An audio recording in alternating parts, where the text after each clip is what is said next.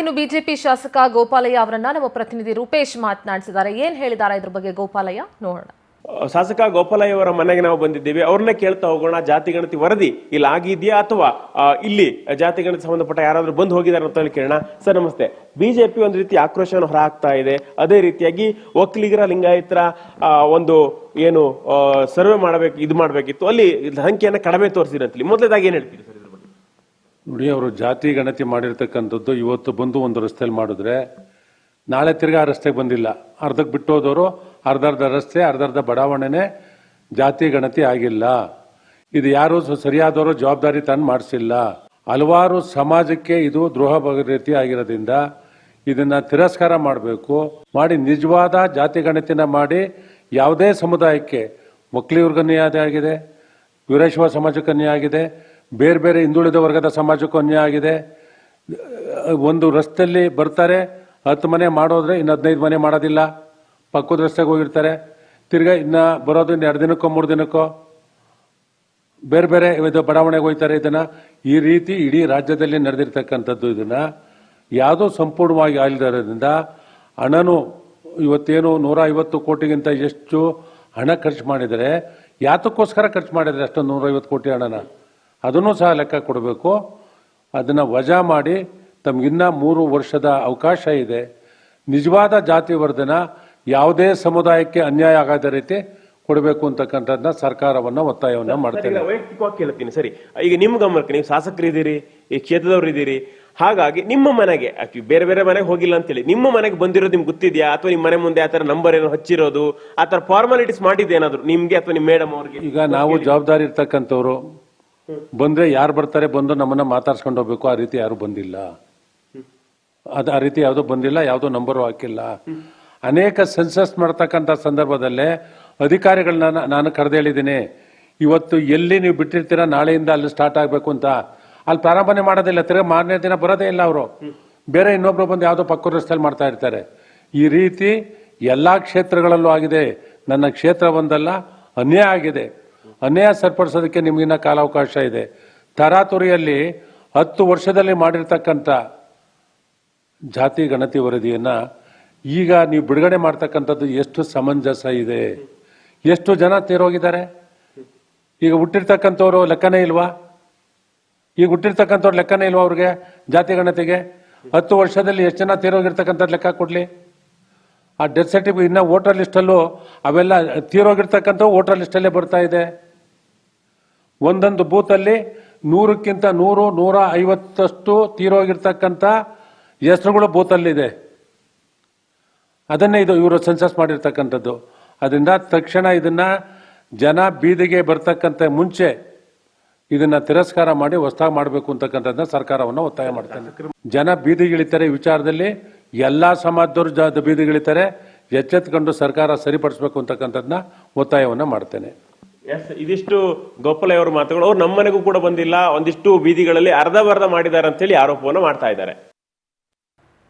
ಇನ್ನು ಮಲ್ಲೇಶ್ವರದ ಬಿಜೆಪಿ ಕಚೇರಿಯಲ್ಲಿ ಪರಿಷತ್ ವಿಪಕ್ಷ ನಾಯಕ ಛಲವಾದಿ ನಾರಾಯಣ ಸ್ವಾಮಿ ಸೇರಿದಂತೆ ವಿವಿಧ ಕಡೆಗಳಿಂದ ಬಂದಿದಂತಹ ನಾಯಕರನ್ನ ನಮ್ಮ ಪ್ರತಿನಿಧಿ ರಾಘವೇಂದ್ರ ಮಾತನಾಡಿಸಿದ್ದಾರೆ. ಏನೇನು ಹೇಳಿದ್ದಾರೆ ಬನ್ನಿ ನೋಡೋಣ.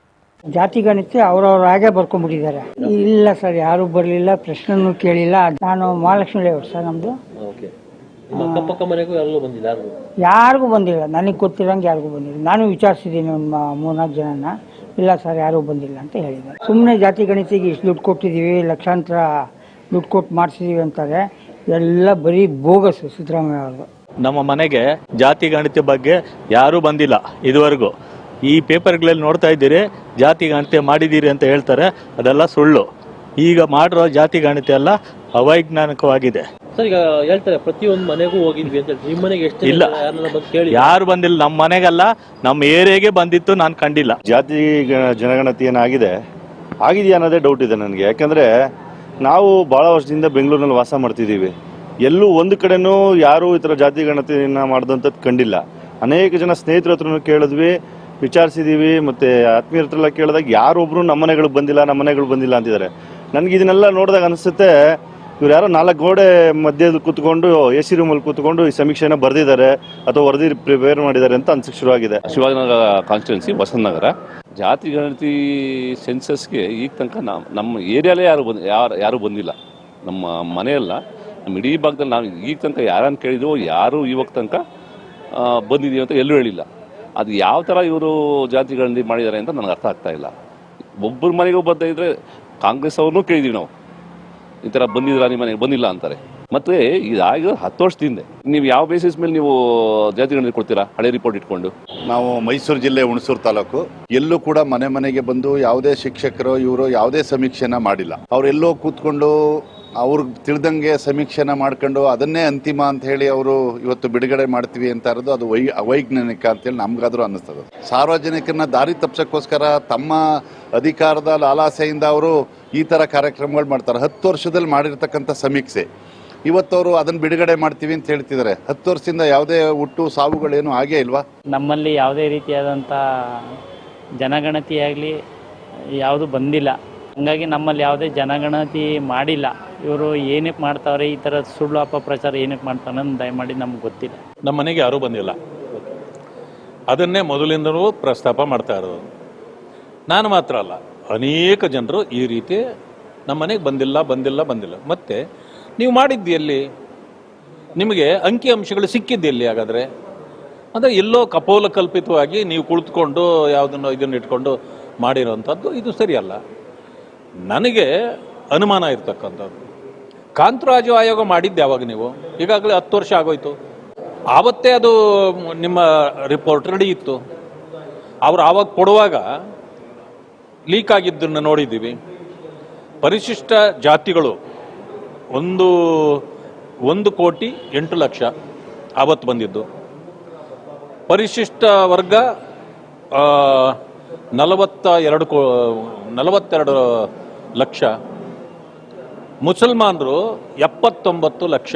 ಇವು ನಾನು ಗಮನಿಸಿದ್ದೆ. ಈಗ ಇದರಲ್ಲಿ 74 ಲಕ್ಷ ಬಂದಿದೆ ಮುಸ್ಲಿಮು. ಹೇಗೆ ಅದು ಕಡಿಮೆ ಆಯಿತು? ಇನ್ನೂ ಜಾಸ್ತಿ ಆಗಬೇಕಾಗಿಲ್ಲ? 10 ವರ್ಷ ಆದಮೇಲೆ ಜಾಸ್ತಿ ಆಗಬೇಕಲ್ಲ. ಪರಿಶಿಷ್ಟ ವರ್ಗಗಳು ಕೂಡ ಕಡಿಮೆ ಆಗಿದೆ, ಪರಿಶಿಷ್ಟ ಜಾತಿಗಳು ಕಡಿಮೆ ಆಗಿದೆ. ಆಮೇಲೆ ಲಿಂಗಾಯತ ಸಮುದಾಯ ಒಂದಿದ್ದನ್ನು 6 ಮಾಡಿದ್ದಾರೆ, ಒಕ್ಕಲಿಗ ಸಮುದಾಯದ ಒಂದಿದ್ದನ್ನು 6-7 ಮಾಡಿದ್ದಾರೆ. ಹೀಗೆ ಒಡೆಯತಕ್ಕಂಥ ಕೆಲಸ ಆಗಿದೆ. ಆ ಕಾರಣದಿಂದ ಇವೆಲ್ಲ ಅಂಕಿಅಂಶಗಳು ಕೂಡ ಇದು ಸರಿಯಾಗಿ ಮನೆಗಳಿಗೆ ಹೋಗಿ ಮಾಡಿರೋದು ಅಲ್ಲ ಅಂತಕ್ಕಂಥದ್ದು ಎಲ್ಲರ ಅಭಿಪ್ರಾಯ. ನನ್ನ ಮನೆಗೆ ಯಾವಾಗಲೂ ನಮ್ಮ ಮನೆಯಲ್ಲಿ ನಮ್ಮ ಮನೆಯವರು ಇರ್ತಾರೆ. ಯಾವತ್ತೂ ಯಾರು ಬಂದಿದ್ರು ಜನಗಣತಿ ನಡೀತು ಅಂಥೇಳಿ ನಮ್ಮ ಮನೇಲಾಗಲಿ ನಮ್ಮ ಬೀದಿನಲ್ಲಾಗಲಿ ಅಥವಾ ನಮ್ಮ ಏರಿಯಾದಲ್ಲಾಗಲಿ ನಾನು ಕೇಳೇ ಇಲ್ಲ. ಅಂದರೆ ವರದಿ ಬರುತ್ತೆ ಅಂತ ಇತ್ತು, ವರದಿ ತಯಾರಾಗಿದೆ ಅಂತ ಗೊತ್ತಾಯಿತು, ವರದಿಯನ್ನು ನಾವು ಟೇಬಲ್ ಮಾಡ್ತೀವಿ, ಅದನ್ನು ನಾವು ಕ್ಯಾಬಿನೆಟಲ್ಲಿ ಡಿಸ್ಕಸ್ ಮಾಡ್ತೀವಿ ಅನ್ನೋದನ್ನು ಕೇಳ್ತಾ ಇದ್ದೀವಿ ಹೊರತು ವರದಿಗಾಗಿ ಕರ್ನಾಟಕದಾದ್ಯಂತ ತಳಮಟ್ಟದಲ್ಲಿ ವಿಸ್ತೃತವಾಗಿ ಕೆಲಸ ಆಗಿದೆ ಅನ್ನೋವಂಥದ್ದು ಇಲ್ಲ. ಇದು ಸುಳ್ಳು ವರದಿ ಅಂತ ನಾನು ಹೇಳ್ತೀನಿ. ಈ ವರದಿ ನನ್ನ ಪ್ರಕಾರ ಅವರು ಆಫೀಸಲ್ಲಿ ಕೂತ್ಕೊಂಡೇ ವರದಿ ರೆಡಿ ಮಾಡಿರೋಂಗೆ ಕಾಣ್ತಾ ಇದೆ. ಯಾಕೆ ಅಂತಂದರೆ ನಾವು ನಮ್ಮ ಮನೆಗೆ ಬಂದಿಲ್ಲದೆ ಇರ್ತಕ್ಕಂಥದ್ದು ಬೇರೆ. ಯಾಕೆಂದರೆ ನಮ್ಮ ಮನೆಗಂತೂ ಬಂದಿಲ್ಲ, ಯಾರೂ ಬಂದು ಕೇಳಿಲ್ಲ. ಅದು ಬಿಟ್ಟುಬಿಟ್ಟು ನಾವು ದಿನನಿತ್ಯ ಜನರ ಹತ್ರ ಒಂದು ಒಡನಾಟ ಇಟ್ಕೊಂಡಿರ್ತಕ್ಕಂಥವ್ರು, ಯಾವಾಗೋ ಜನರ ಜೊತೆ ಇರ್ತಕ್ಕಂಥವ್ರು, ಯಾರೂ ಕೂಡ ನಮ್ಮ ಹತ್ರ ಬಂದು ಹೇಳಿಲ್ಲ. ನಮ್ಮ ಹತ್ರ ಬಂದು ನಮ್ಮ ಮನೆಗೆ ಎಷ್ಟು ಜನ ಇದ್ದಾರೆ, ಯಾರು ನೀವು ಯಾವ ಜಾತಿಗೆ ಸಂಬಂಧಪಟ್ಟವರು ಇದು ಅಂತ ಕೇಳೋಂಥ ಪರಿಸ್ಥಿತಿ ಯಾವುದೂ ಇದುವರೆಗೂ ಕೇಳೇ ಇಲ್ಲ. ಇವರು ಏನು ಜಾತಿ ಗಣತಿ ವರದಿ ಏನು ಕೊಡ್ತಾ ಇದ್ದಾರೆ 2015 ವರದಿ ಇವರು ಹೇಳ್ತಾ ಇರ್ತಕ್ಕಂಥದ್ದು ಅದು ಔಟ್ಡೇಟೆಡ್. ಇನ್ನು ಬೆಂಗಳೂರಿನ ಮಹಾಲಕ್ಷ್ಮಿ ಲೇಔಟ್ನಲ್ಲಿ ಮನೆಗೆ ತೆರಳಿ ಸಾಮಾನ್ಯ ಜನರನ್ನ ನಮ್ಮ ಪ್ರತಿನಿಧಿ ಶಶಿಧರ್ ಮಾತನಾಡಿಸಿದ್ದಾರೆ. ಜನ ಏನ್ ಹೇಳಿದ್ರು ಬನ್ನಿ ನೋಡೋಣ.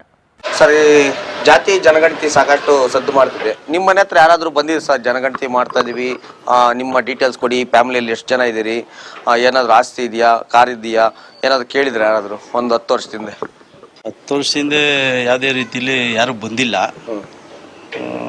ಜಾತಿ ಗಣತಿ ಯಾರು ಬಂದು ನೋಡ್ಕೊಂಡು ಕೇಳ್ಕೊಂಡು ಹೋಗಿಲ್ಲ, ಯಾರು ಸರ್ವೆ ಏನೂ ಮಾಡಿಲ್ಲ.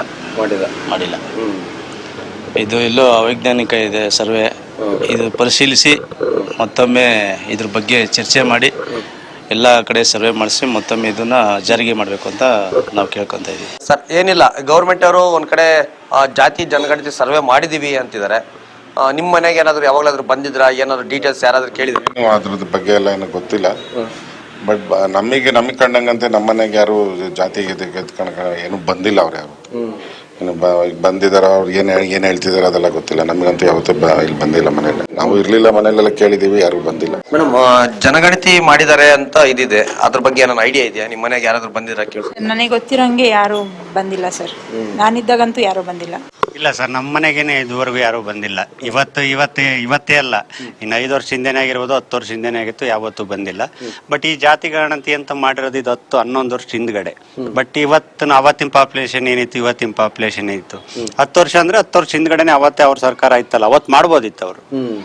ಬಟ್ ಇವತ್ತು ಸರ್ಕಾರ ಇವ್ರದಿದೆ, ಇವತ್ತು ಮಾಡಕ್ ಬಂದಿದ್ದಾರೆ. ಬಟ್ ಇವತ್ತು ಮಾಡ್ಬೋದಲ್ಲ ಜಾತಿ ಗಣತಿನ? ಯಾಕೆ ಇವತ್ತು ಜಾತಿ ಇದನ್ನು ಮಂಡನೆ ಮಾಡ್ತಾವ್ರೆ ಗೊತ್ತಾಗ್ತಾ ಇಲ್ಲ ಇದ್ರ ಬಗ್ಗೆ. ಬಟ್ ಯಾರ ಮನೆಗೂ ಬಂದಿಲ್ಲ, ಏನೂ ಬಂದಿಲ್ಲ ಸರ್. ಇಲ್ಲಿ ಅಕ್ಕಪಕ್ಕದವ್ರು ಇಲ್ಲೆಲ್ಲರೂ ಕೇಳ್ತಾ ಇದ್ದೀವಿ, ನಾವು ಬಂದಿದ್ರಾ ಅಂತ. ಸಪೋಸ್ ನಾವೆಲ್ಲ ಕೆಲ್ಸಕ್ಕೆ ಹೋಗಿರ್ತೀವಿ, ಅವಾಗೇನ ಬಂದಿರ್ತಾರೆ, ಇಲ್ಲ ಬಂದಿಲ್ಲ ಅಂತ ಹೇಳ್ತಿರ್ತಾರೆ. ಜಾತಿ ಗಣತಿ ಅವರು ಮಾಡಿಲ್ಲ. ಇವರು ಕಾಂಗ್ರೆಸ್ ಸರ್ಕಾರದವರು ಸಿದ್ದರಾಮಯ್ಯ, DK ಶಿವಕುಮಾರ್ ಸೇರ್ಕೊಂಡು ಒಳಗಡೆ ಏನ್ ಬೇಕೋ ಅವ್ರು ಮಾಡ್ಕೊಂಡಿದ್ದಾರೆ, ಅವ್ರ ಸರ್ಕಾರ ಉಳಿಸ್ಕೊಳ್ಳೋಕೋಸ್ಕರ. ನಮ್ಮ ಮನೆ ಹತ್ರ ಯಾರು ಬಂದಿಲ್ಲ. ನಿಮ್ಮ ಮನೆಗೆ ಯಾರು ಸರ್ವೆ ಅವರು ಬಂದಿದ್ರು? ಯಾರಾದ್ರು ಜಾತಿ ಗಣತಿ ಮಾಡಿದೀವಿ ಅಂತ ಸರ್ಕಾರ ಹೇಳ್ತಾರೆ. ನಿಮ್ಮ ಮನೆ ಹತ್ರ ಯಾರು ಡೀಟೇಲ್ಸ್ ಏನಾದ್ರು ಬಂದು ಕೇಳಿ? ಇಲ್ಲ ಯಾರು ಬಂದಿಲ್ಲ. ಒಂದ್ 10 ವರ್ಷದಿಂದ ಏನಾದ್ರು ಬಂದಿರೋದು ನೆನಪಿದ್ಯಾ?